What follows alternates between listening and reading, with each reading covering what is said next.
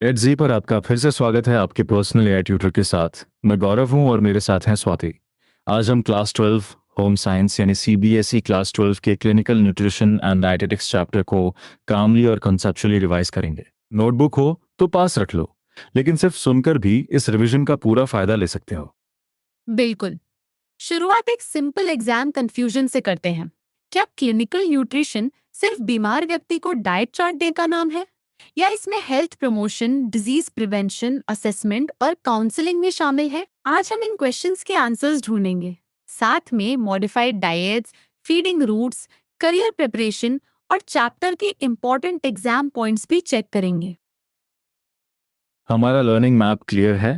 पहले फूड और न्यूट्रिशन की फाउंडेशन, फिर क्लिनिकल न्यूट्रिशन की सिग्निफिकेंस, उसके बाद डाइटिशियन की role, nutritional care process, dietary modifications और क्रॉनिक डिजीज प्रिवेंशन। अंत में करियर के लिए नॉलेज, स्किल्स, एजुकेशन और स्कोप को आंसर फ्रेम में बदलेंगे। बीच बीच में तुम खुद रिकॉल करोगे, क्योंकि अंडरस्टैंडिंग बिना एक्टिव रिकॉल के जल्दी फेड हो जाती है। चलो फूड से शुरू करते हैं। फूड केवल बायोलॉजिकल नेसेसिटी नहीं है, ये कल्चरल आइडेंटिटी, सोशल और religious practices, creativity, hospitality, status और पावर से भी जुड़ा है। यानी फूड का मीनिंग शरीर की भूख से बड़ा है। एग्जाम में सिग्निफिकेंस पूछी जाए तो हेल्थ के साथ कल्चरल और सोशल डायमेंशंस भी लिखना। अब न्यूट्रिशन का बायोलॉजिकल रोल देखो। फूड न्यूट्रिएंट्स का सोर्स है। न्यूट्रिएंट्स बॉडी को नरिश करते हैं, ग्रोथ सपोर्ट करते हैं, बॉडी फंक्शंस चलाने में मदद करते हैं और इन्फेक्शन के विरुद्ध रेजिस्टेंस बिल्ड करते हैं। न्यूट्रिशियस और होलसम फूड मिलने पर बॉडी ऑप्टिमली फंक्शन कर सकती है। यही चैप्टर का पहला सेंट्रल आइडिया है। एक सेकंड रुककर सोचो, न्यूट्रिशन का इफेक्ट कब से शुरू होता है?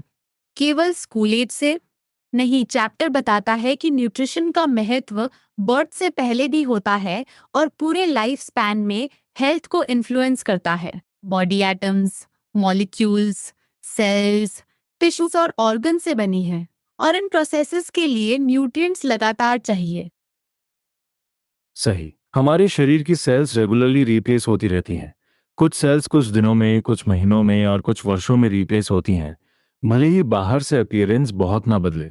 इन इंटरनल और एक्सटर्नल प्रोसेस के लिए न्यूट्रिएंट्स आवश्यक है।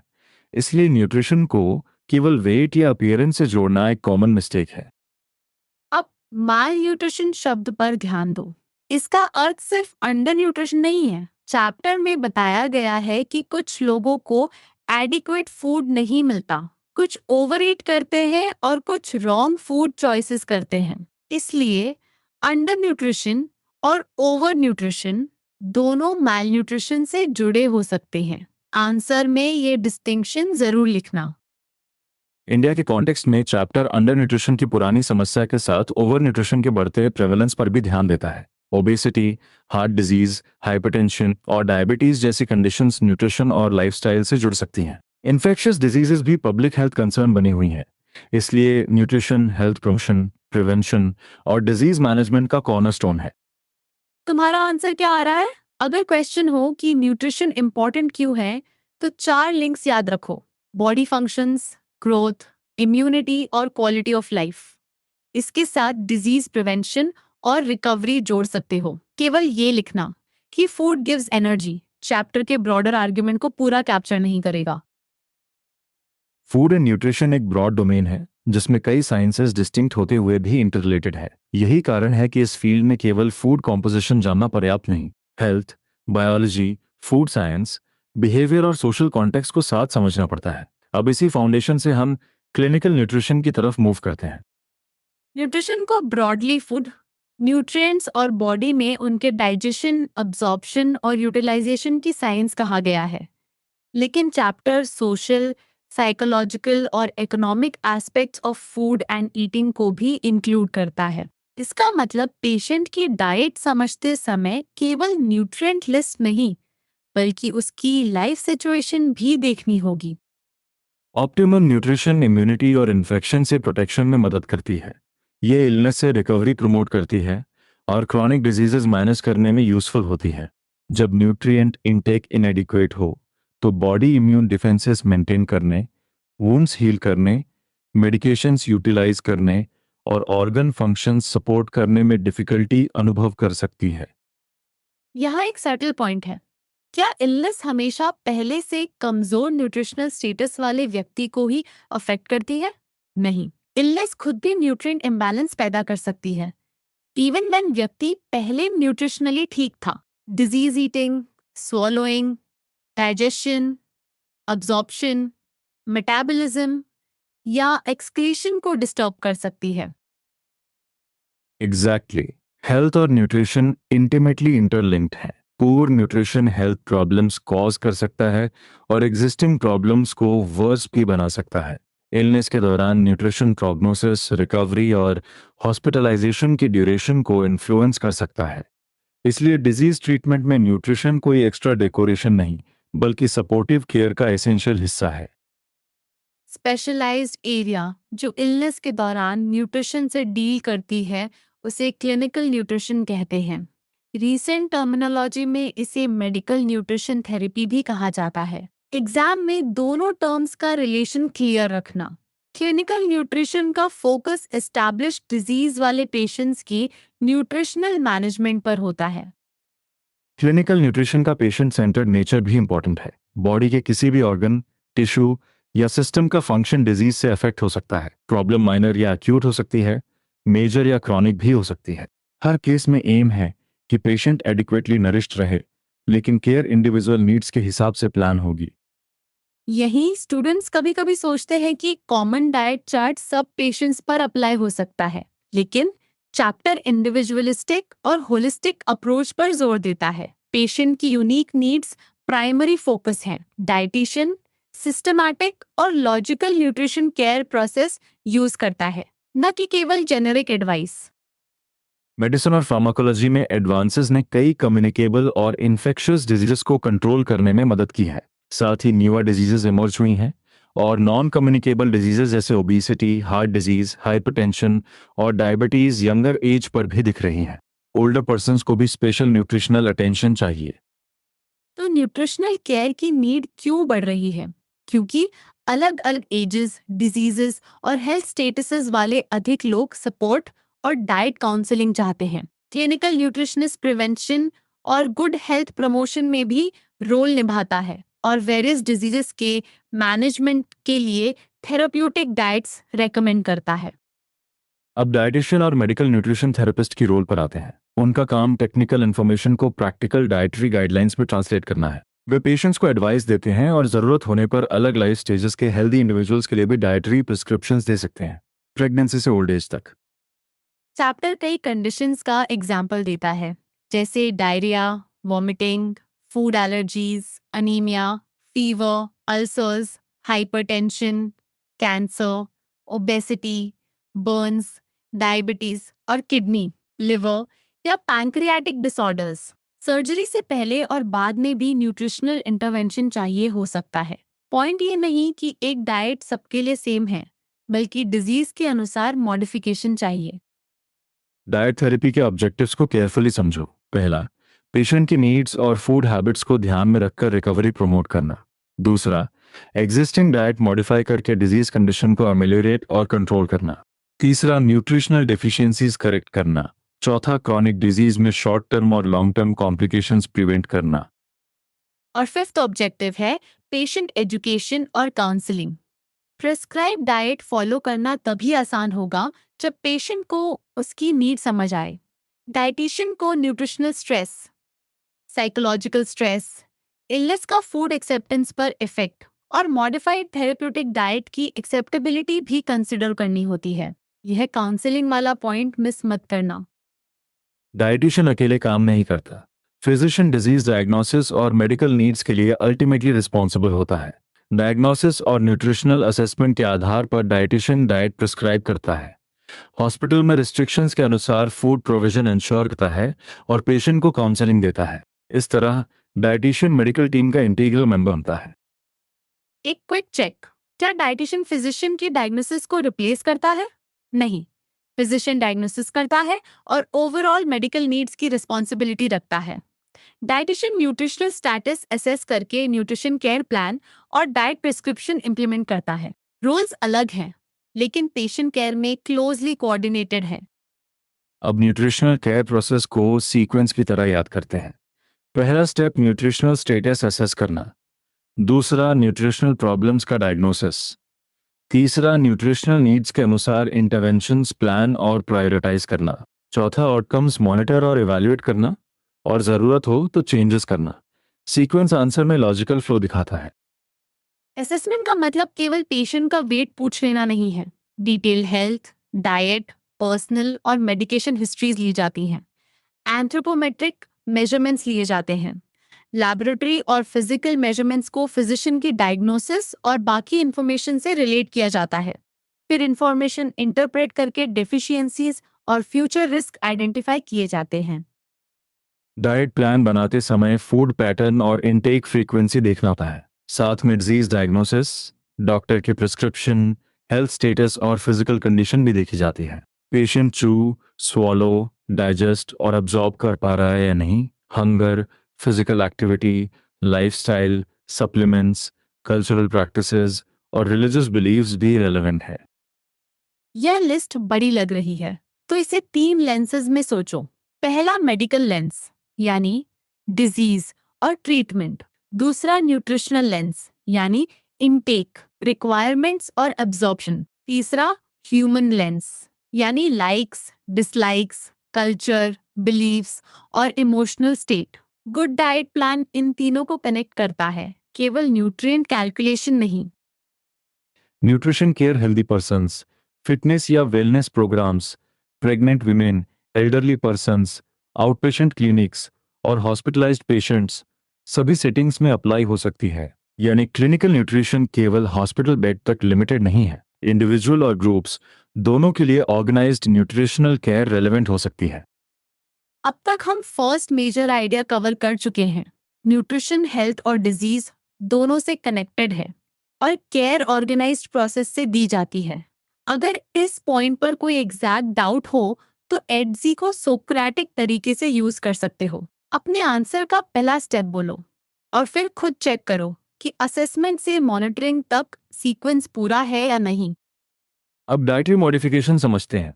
न्यूट्रिशनल केयर प्लान में adequate intake of all nutrients ensure करना होता है, लेकिन requirements age, sex, physiological state, occupation और हेल्थ स्टेटस के अनुसार बदलती हैं। इसलिए डाइट को मेडिकल नीड के अनुसार एडजस्ट किया जा सकता है। इसी एडजस्टमेंट को डाइटरी मॉडिफिकेशन कहते हैं।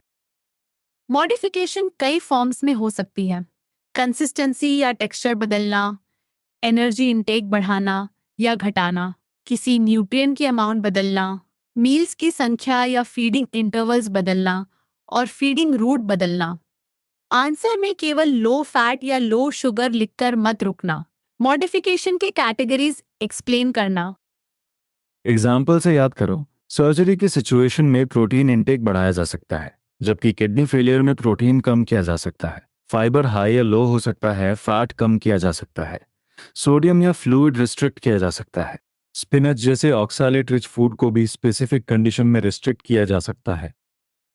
एक इम्पॉर्टेंट डिस्टिंक्शन, स्टैंडर्ड, नॉर्मल या रेगुलर डाइट हेल्दी इंडिविजुअल की नीड्स मीट करती है और ऑल फूड ग्रुप्स इंक्लूड करती है।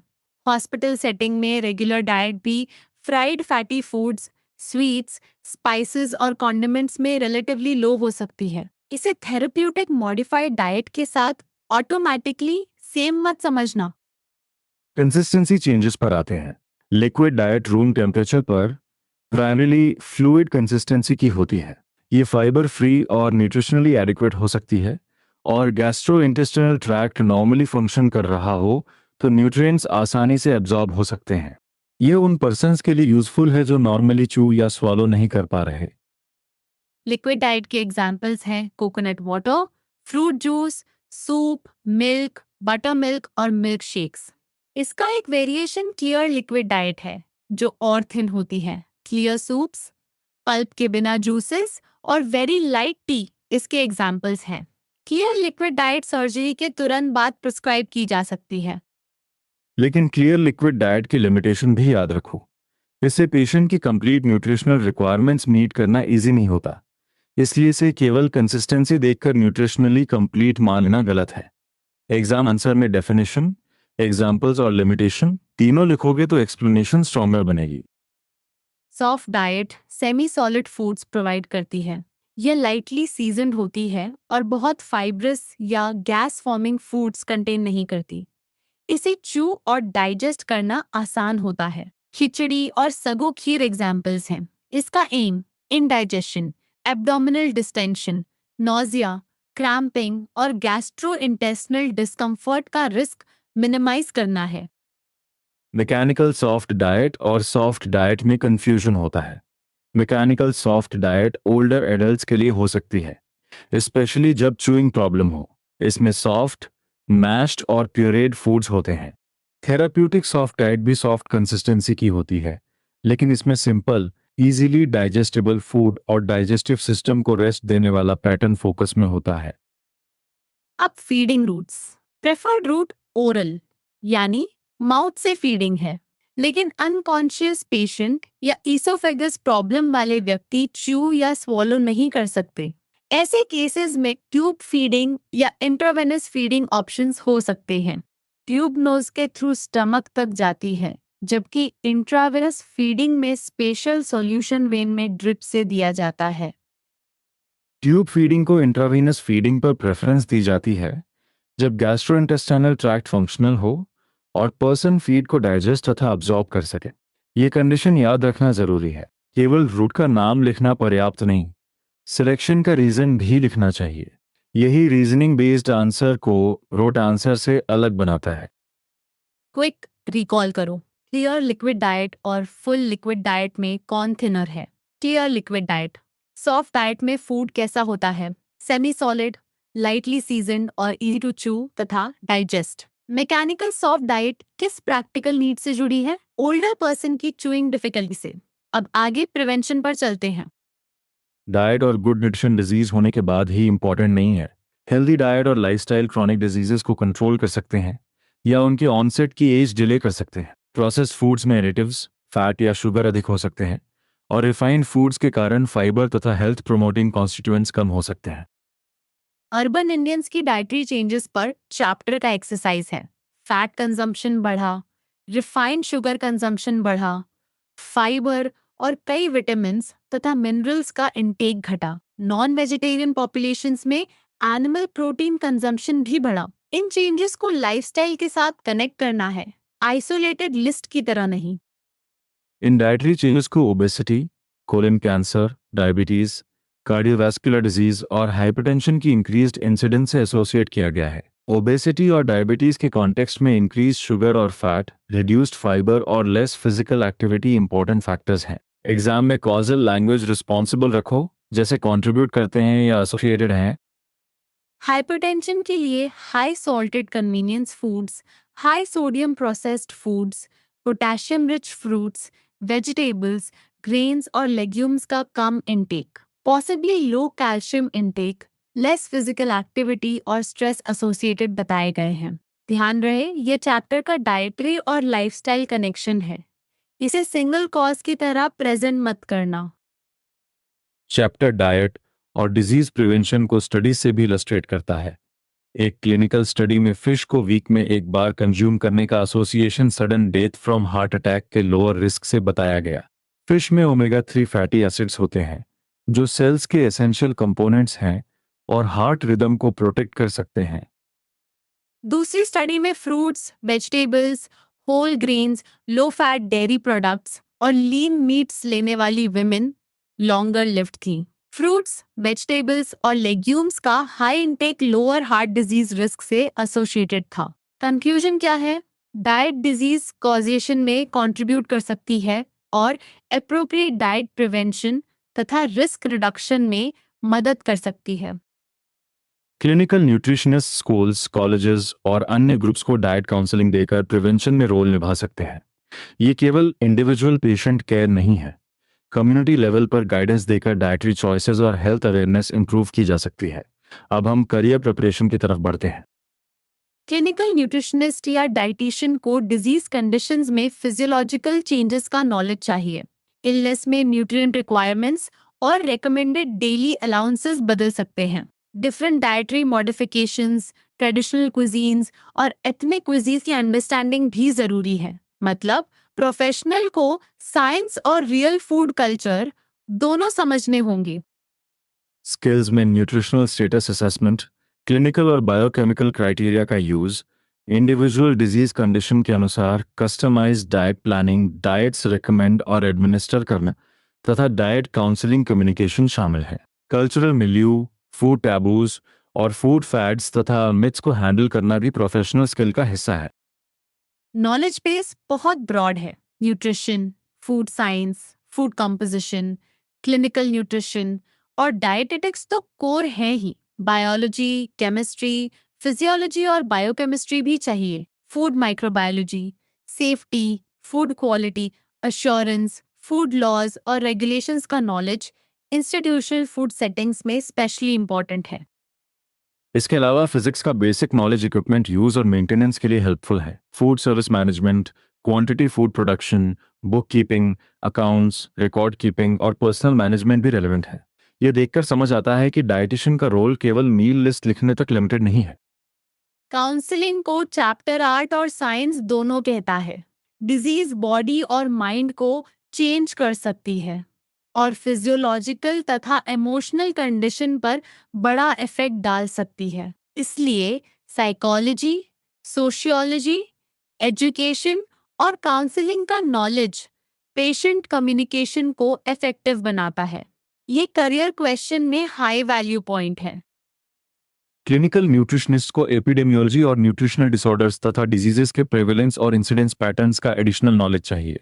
पेशेंट पॉपुलेशन सर्वे करना, बायोकेमिकल पैरामीटर्स के साथ लेबोरेटरी रिसर्च करना और डाइट्स, ड्रग्स तथा सप्लीमेंट्स की यूजफुलनेस पर एक्सपेरिमेंटल रिसर्च करना भी करियर स्किल्स में आ सकता है। एजुकेशनल पाथवे याद करते हैं। पहले 10+2 लेवल कंप्लीट करना होता है। उसके बाद होम साइंस में बैचलर ऑफ साइंस या न्यूट्रिशन अथवा फूड टेक्नोलॉजी स्पेशलाइजेशन वाला बैचलर ऑफ साइंस किया जा सकता है। डाइटिशियन बनने के लिए कम से कम डाइटेक्स में पोस्ट ग्रेजुएट डिप्लोमा और इंटर्नशिप की जरूरत बताई गई है। Home science, life sciences, biochemistry, microbiology या बायोटेक्नोलॉजी में बैचलर ऑफ साइंस करने वाले students post graduate diploma level पर एंटर कर सकते हैं। फूड साइंस एंड न्यूट्रिशन या डाइटेटिक्स में मास्टर ऑफ साइंस स्पेशलाइजेशन में मदद करती है और कई एम्प्लॉयमेंट सेटिंग्स में प्रेफर्ड हो सकती है। रजिस्टर्ड डाइटिशियन क्रेडेंशियल आगे का प्रोफेशनल पाथवे है। अगर टीचिंग और रिसर्च में इंटरेस्ट है तो यूनिवर्सिटीज, कॉलेजेस और रिसर्च इंस्टीट्यूशंस में ऑप्शंस खुलते हैं। टीचिंग पोस्ट के लिए नेशनल या स्टेट एलिजिबिलिटी टेस्ट क्लियर करना एसेंशियल बताया गया है। अकादमिक या रिसर्च करियर के लिए पीएचडी करना एडवाइजेबल है। आंसर में पाथवे को सीक्वेंस में लिखोगे तो क्लैरिटी दिखेगी। क्लिनिकल न्यूट्रिशन एंड डाइटेटिक्स का स्कोप रिच और डाइवर्स है। Dietitian, diet counsellor, clinical nutritionist, teacher, researcher और कॉर्पोरेट कंसल्टेंट जैसे रोल्स पॉसिबल हैं। फूड इंडस्ट्री में medical foods, nutraceuticals, tube feeds और फंक्शनल फूड्स के रिसर्च एंड डेवलपमेंट तथा प्रोडक्शन से जुड़े अपॉर्चुनिटीज भी हैं। हॉस्पिटल्स और क्लिनिक्स में डाइटिशियन हेल्थ केयर टीम का की मेंबर हो सकता है। वेलनेस सेंटर्स, जिम्स और स्लिमिंग क्लिनिक्स में डाइट काउंसलिंग के रोल्स हो सकते हैं। हॉस्पिटल्स, स्कूल्स और इंडस्ट्रियल कैंटीन्स में कैटरिंग सर्विसेज भी कैरियर एवेन्यू है। फ्रीलांस डाइटिशियन या अपना एंटरप्राइज चलाने का ऑप्शन भी चैप्टर में दिया गया है। फूड प्रोसेसिंग इंडस्ट्री को चैप्टर सनराइज सेक्टर कहता है क्योंकि इंडिया में फ्रूट्स, वेजिटेबल्स और मिल्क का प्रोडक्शन बढ़ा है। प्रोड्यूस का एक हिस्सा वेस्ट होता है और प्रोसेसिंग की डिमांड बढ़ रही है। रेडी टू ईट फूड्स तथा डिजीज मैनेजमेंट के लिए स्पेशलाइज्ड फूड्स की डिमांड ट्रेन पर्सनल की अपॉर्चुनिटीज क्रिएट करती है। स्कोप केवल हॉस्पिटल तक नहीं है। Teaching, academics, clinical research, nutrition marketing, technical writing, public policy, preventive nutrition programmes और कम्युनिटी रिहैबिलिटेशन भी ऑप्शंस हैं। Public health nutritionist regional, national और इंटरनेशनल लेवल्स पर स्ट्रैटेजीज और प्रोग्राम्स प्लान, इम्प्लीमेंट, मॉनिटर और एवेल्युएट कर सकते हैं। फूड सेफ्टी भी कैरियर स्कोप का इंपॉर्टेंट पार्ट है। फूड की अवेलेबिलिटी और शेल्फ लाइफ पर्याप्त नहीं, सेफ्टी क्रूशियल है।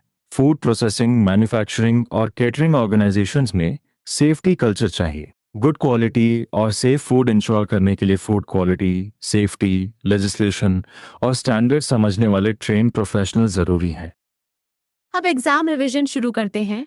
क्वेश्चन हो सकता है, क्लिनिकल न्यूट्रिशन एंड डाइटेटिक्स की सिग्निफिकेंस एक्सप्लेन कीजिए। आंसर का स्ट्रक्चर रखो। न्यूट्रिशन और हेल्थ का लिंक, इलनेस का न्यूट्रिशनल स्टेटस पर इफेक्ट, डिजीज मैनेजमेंट और रिकवरी में न्यूट्रिशन की रोल, ट्रेन्ड प्रोफेशनल की नीड और इंडिविजुअलाइज्ड केयर। स्ट्रक्चर याद है? दूसरा लाइकली क्वेश्चन है, मेडिकल न्यूट्रिशन थेरेपिस्ट किस प्रकार डाइटरी मॉडिफिकेशंस करता है? आंसर में कंसिस्टेंसी या टेक्सचर, एनर्जी, न्यूट्रिएंट्स, मील्स और फीडिंग रूट लिखो। फिर एग्जांपल्स दो, जैसे सर्जरी में प्रोटीन बढ़ाना, किडनी फेलियर में प्रोटीन घटाना, लो फैट, सोडियम रिस्ट्रिक्शन या फ्लूइड रिस्ट्रिक्शन। हर पॉइंट को मेडिकल नीड से कनेक्ट करो। तीसरा क्वेश्चन, इलनेस न्यूट्रिशनल स्टेटस को कैसे अफेक्ट करती है? सोचो, इलनेस एबिलिटी टू ईट या स्वॉलो को इम्पेयर कर सकती है। डाइजेशन, अब्जॉर्प्शन, मेटाबॉलिज्म और एक्सक्रीशन इंटरफेयर कर सकती है। रिजल्ट न्यूट्रिएंट इम्बैलेंस हो सकता है, इवन इफ प्रीवियस स्टेटस अच्छा था। यही कारण है कि असेसमेंट और मॉनिटरिंग जरूरी है। चौथा क्वेश्चन, डाइटिशियन की रोल पर हो सकता है। कीवर्ड्स हैं न्यूट्रिशनल असेसमेंट, न्यूट्रिएंट नीड्स का analysis, nutrition care plan, suitable regimen, hospital aid provision, outpatient counselling और मेडिकल टीम के साथ कोऑर्डिनेशन। डाइटिशियन पेशेंट की food habits, culture, health status और डॉक्टर की प्रिस्क्रिप्शन को प्लान में इंटीग्रेट करता है। एक फाइनल एक्टिव रिकॉल चैलेंज। बिना नोट्स देखे 5 हेडिंग्स बोलो। क्लिनिकल न्यूट्रिशन की significance, diet therapy objectives, nutritional care process, chronic disease prevention और करियर स्कोप। फिर हर हेडिंग के नीचे 2 कीवर्ड्स लिखो। अगर कोई लिंक मिसिंग लगे, @Z पर उसी एग्जैक्ट डाउट को क्वेश्चन बनाकर स्टेप बाय स्टेप प्रैक्टिस कर सकते हो। आज का रिकैप बहुत क्लियर है। Food health, growth, body functions और रेजिस्टेंस टू इन्फेक्शन सपोर्ट करता है। क्लिनिकल न्यूट्रिशन इलनेस में न्यूट्रिशनल मैनेजमेंट और मेडिकल न्यूट्रिशन थेरेपी से जुड़ी है। Dietitian assessment, planning, counselling, implementation और मॉनिटरिंग करता है। Diet consistency, energy, nutrients, meals और फीडिंग रूट के आधार पर मॉडिफाई हो सकती है। कॉमन मिस्टेक याद रखना, क्लिनिकल न्यूट्रिशन को केवल वेट लॉस या एक जेनेरिक डाइट चार्ट मत समझना।